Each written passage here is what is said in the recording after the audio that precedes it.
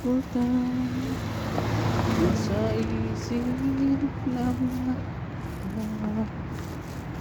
Oh, basta. Oh, basta.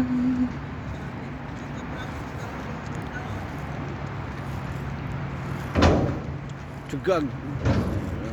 Tugag.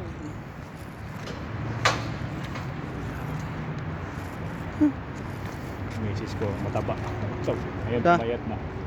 Ay, kanang kaliwa. Yung katabi ko. Ah. Ito yung inildis namin. Yung may Ah, nag-insulin na.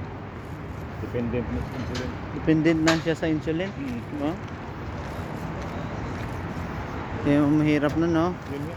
Minsan nga humingi ng pera pang bili ng insulin. Oo. Magkano yung ano sa atin? Yung magkano? 3 yung sa kanya. 3.